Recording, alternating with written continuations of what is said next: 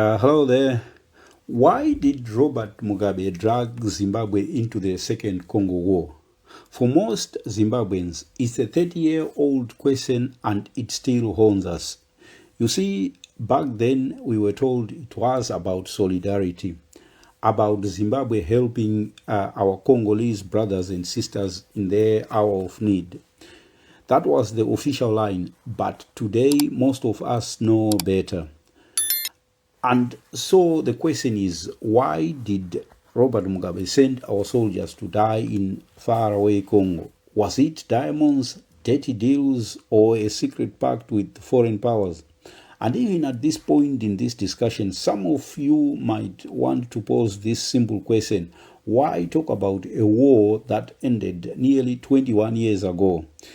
Yes, Zimbabwe's participation in the Congo conflict had consequences, far-reaching consequences, ones we can still feel, still see, still live with, even today.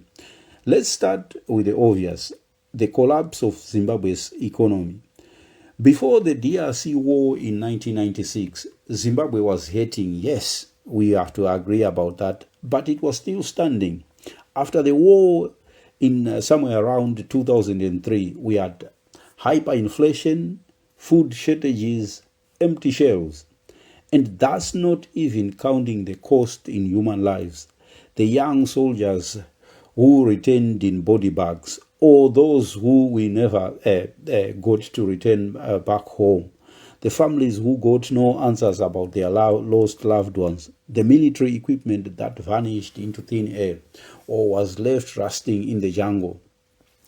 But if you're talking about Zimbabwe's economic collapse, you cannot ignore how the DRC war planted the seeds of ZANU-PF splintering into factions.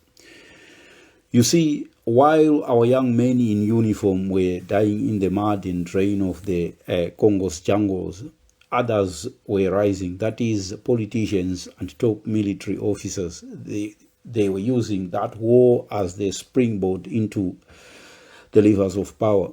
Because without the DRC, two names that that dominate our politics today, Constantino Chiwenga and Emerson Mnangagwa, they might never have emerged the way they did. The Congo War gave them a platform. It gave them leverage. It gave them networks of loyalty and access to resources most Zimbabweans will never see in our lifetimes. Without the DRC war, we might never have seen the massive looting of diamonds at Chiazwa. Looting of diamonds in the DRC by top military officers was a dress rehearsal. It was a dry run. What we saw there in Chiazwa, that 15 billion US dollar heist in diamond heist, wasn't a surprise. Welcome to Afro Perspectives, and stay with us right to the end as we unpack how Robert Mugabe, a group of top military officers, and a tiny, tight-knit circle of well-connected business tycoons managed to amass vast fortunes, while rank-and-file soldiers sweated it out in the mosquito-infested jungles and swamps of the DRC. Yes, this war, the DRC war, Zimbabwe's forgotten war, explains so much of what we now take for granted. The corruption in every sector of public life, sham elections, and the military carrying out coups to install their favorite politician into the top post, the rise of army generals openly participating in politics, the primitive accumulation of riches and wealth, kufuma kwezvigananda. This is what we are talking about. So for clarity, for simplicity, and for ease of access, I have broken this story into at least two parts. And today in part one, we are going back to the roots, the period between 1996 and early 2000, covering what historians now call the First and Second Congo Wars. Because here is something that often gets overlooked. The DRC conflict wasn't just one war, it was actually two wars. And Zimbabwe, well, we were neck deep in both. The reasons behind Zimbabwe's move into the DRC war. It was all complicated, it was all layered, it was all messy. But here is the one thing everybody agrees on. It starts with the man himself, Robert Mugabe. Mugabe was tired of playing second fiddle to Nelson Mandela. Bob was itching to remind the world who the real Pan-African hero was.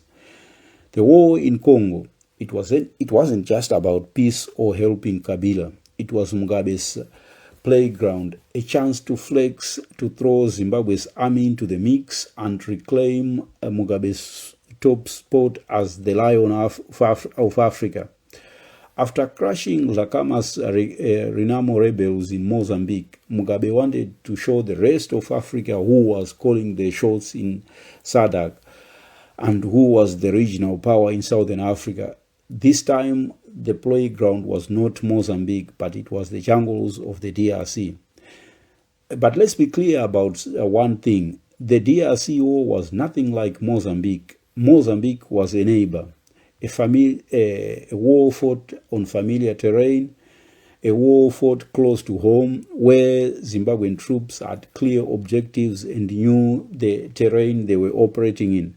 But the DRC was a totally different story altogether, monumentally different. First of all, this is a country the size of a continent, 6 times the size of Zimbabwe.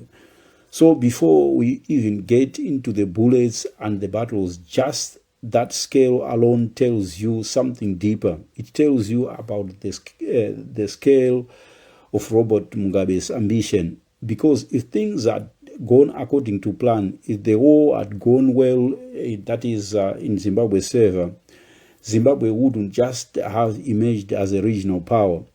Mugabe would have become a continental kingmaker, the man who stabilized the Congo, the man who outflanked Rwanda and Uganda, the man who carved out a new regional order with himself at the center.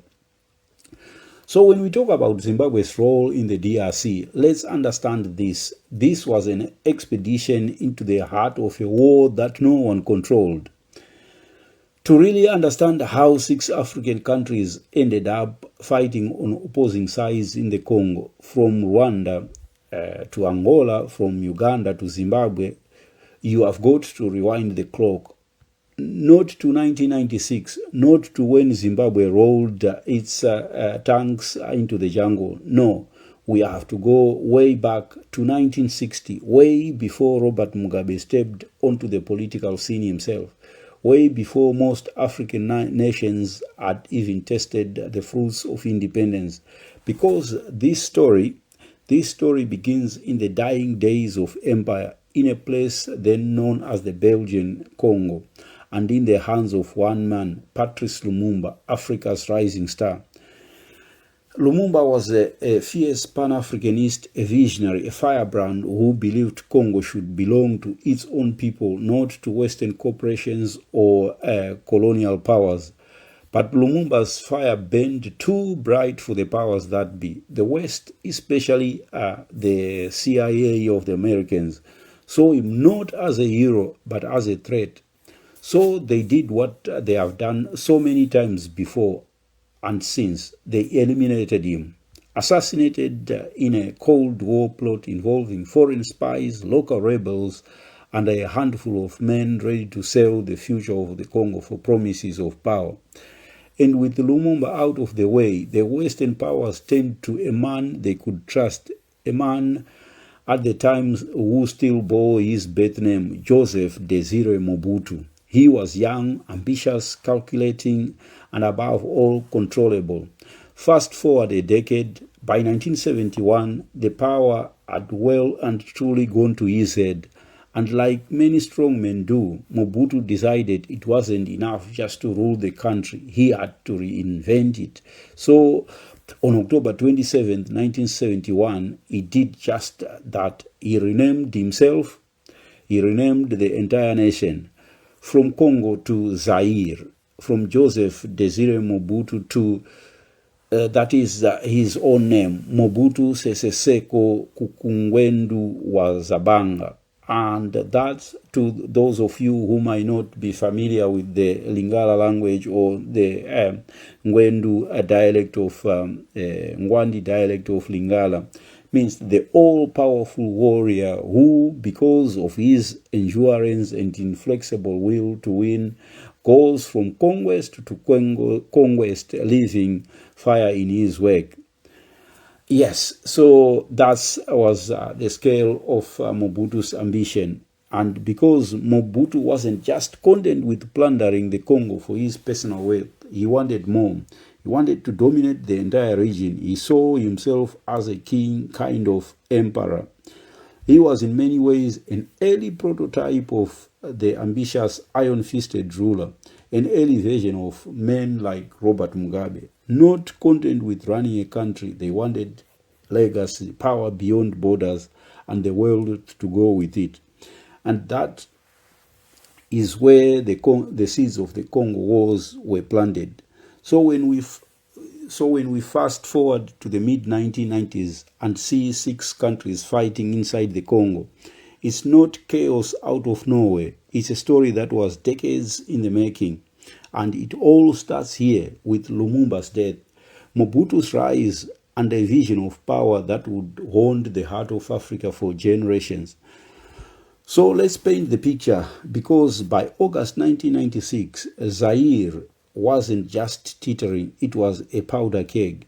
While Angola's José Eduardo dos Santos was trying to stitch together a fragile peace at home and keep the state intact, that is Angola itself, Mobutu was playing a whole different game. Instead of peace, he was exporting instability. From the jungles of Zaire, he was offering safe haven to Jonas Savimbi's UNITA rebels, who were still waging war against the Angolan government. Zaire was their rear base, their lifeline, and their silent partner. Meanwhile, over in the east, Uganda's Yoweri Museveni had a whole different headache. And Mobutu again was right in the middle of it. He was propping up every group that wanted Museveni gone. The Allied Democratic Forces, the ADF, and then you have the West Nile Bank Front, even the Lord's Resistance Army. They were all operating from inside Zaire with Mobutu's blessing. It was like Zaire had become a refuge for Africa's insurgents. But that's not where it all ends, because to the south, Rwanda had its own open wound. In 1994, after the Rwandan genocide, the Hutu-led government collapsed. The Rwandan Patriotic Front, led by Paul Kagame, took control. But the defeated Hutu militias, including the genocidaires, didn't just vanish. They fled en masse into eastern Zaire. And Mobutu, he gave them space, gave them cover. He let them reorganize right on Rwanda's doorstep. To the RPF, that was unacceptable. That wasn't just bad diplomacy. That was an existential threat. They believed if those Hutu militias weren't dealt with, Rwanda's very survival was at risk. But Mobutu wasn't just any dictator. He was a 30-year-old project of the West, the man who had kept Congo open for foreign interests, mining firms, and Cold War politics. But now he was old. He was sick. Reports were leaking that he had advanced prostate cancer, and worse, he was losing his grip on the levers of power in Kinshasa itself. So in the backrooms of regional summits, the conversation began to shift. And Julius Nyerere, he leaned on his allies, Museveni in Uganda, Mugabe in Zimbabwe, Pasteur Bizimungu in Rwanda, and Dos Santos in Angola. And then he just told them, enough is enough. It's time for Mobutu to go. And then what came next? Uganda and Rwanda assembled an invading force, and they found a figurehead in the form of Laurent Désiré Kabila to give the Congolese the invasion a Congolese flavor. And that, in short, is how the First Congo War erupted in August of 1996. Now, here is the twist that leaves a lot of people scratching their heads. In 1996, Zimbabwe, this is what we are talking about, Robert Mugabe's Zimbabwe, was one of those countries that wanted Mobutu Sese Seko out. Even more shocking, Robert Mugabe was on the same side as Rwanda and Uganda. And yes, Rwanda's Paul Kagame and Uganda's Yoweri Museveni were, for a brief moment in history, on the same page as Robert Mugabe. Because when it came to Mobutu, the leopard skin hat-wearing king of Zaire, everyone had an axe to grind. But what about Mugabe? What was Mugabe's beef with Mobutu? Zimbabwe doesn't share a border with the DRC. Mobutu wasn't sponsoring any opposition groups in Zimbabwe. Mobutu was not sponsoring any rebels that could have toppled Robert Mugabe. So why did Mugabe want Mobutu gone? Well, that's the million-dollar question. Because when you strip away the official explanations from the government mouthpiece of the Herald and the ZBC, there was no obvious strategic threat Mobutu posed to Zimbabwe. What he did represent, however, was that he was simply a man whose time was up. And for Mugabe, that was simply enough. That was reason enough to get rid of Mobutu. You see, Mugabe was a master of positioning. He saw which way the wind was blowing, and in 1996, the wind was clearly saying Mobutu is finished. So by aligning himself with the rising coalition, that is Rwanda, Uganda, and Angola, Mugabe wasn't just fighting Mobutu, he was placing Zimbabwe on the side of the victors, at least at that point in time.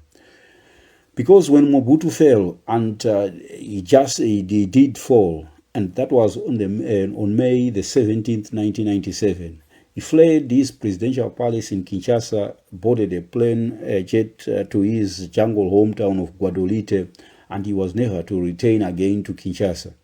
And then a new Congo was born from that moment. May 29, 1997, and Kabila was sworn in as president. His first symbolic act was to return the country to its original name, that is the Democratic Republic of Congo. Mugabe did not attend Kabila's moment of triumph, but he was more than ready to cash in on the vast opportunities offered by his ally ascending to power in Africa's richest country, at least in terms of mineral resources.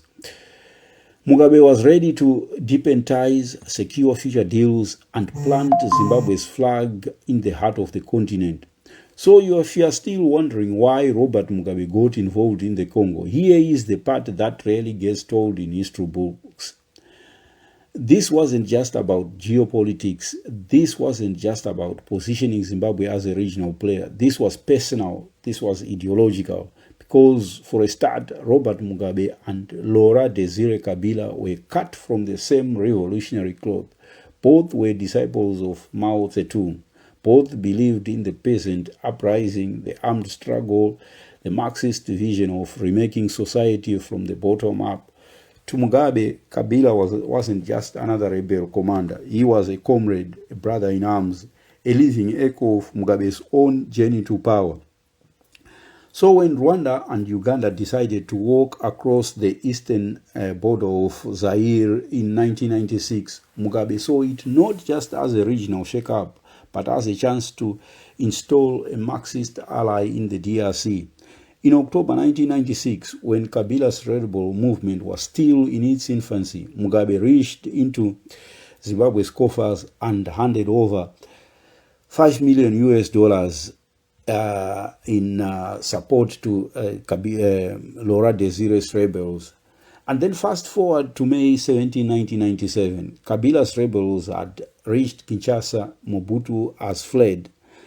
Kabila was now firmly in power in Kinshasa, but there was one massive problem. The central bank in Kinshasa was empty. Mobutu and his cronies had looted it down to the floorboards. There wasn't a single US dollar bill left in the vaults of the Central Bank of Congo. And so naturally, Kabila turned to his brother in revolution. He turned to Robert Mugabe. And then in came Colonel Chinga Dube, head of Zimbabwe's defense industries, and a deal was struck. a cool 53 million US dollars, an agreement to supply the new Congolese army with the essentials, tinned food, meal, uniforms, boots and ammunition. But here is where things get really interesting. Who actually benefited from that deal? Because right from the start, the DRC was a gold mine for Mugabe's inner circle. The transport contract for moving in the goods into the Congo, it didn't go to some neutral logistics company. It went to Zimbabwe Transport, a trucking firm owned by General Vitalis Zimbabwe. He was the commander of all of Zimbabwe's military at that point in time. And that right there is how Zimbabwe's Congo mission started turning into a cash cow, a feeding trough for the military elite. And so by early 1997, it was done. Laurent Desire Kabila had taken over Kinshasa, Mobutu was gone, the First Congo War was over. And you might think that would be the end of Zimbabwe's role in the DRC. Far from it, that was just the opening act, because even at that early stage, Robert Mugabe and his generals had already tested the riches of the Congo. It might, that 53 million arms and logistics deal, it might seem small by global standards, but we are talking about a cash-strapped African country, a nation already wobbling under economic pressure. It was enough to justify sending troops to the DRC. And strategic influence, yes, but also mining concessions, timber contracts, and business empires, they were all being carved out of Congolese soil. And so when the Second Congo War exploded in August of 1998, Mugabe didn't hesitate. He built a coalition, a regional alliance made up of Namibia, Angola, and of course Zimbabwe itself. So in our next episode, we will dive deep into how Mugabe put that coalition together and how he made the case for another war in the DRC, and how top Zimbabwean military officers ended up chasing diamonds, gold, and glory in the jungles of the Congo. Well, thank you for tuning in, and until next time, it's goodbye for now. Tatenda siaonga.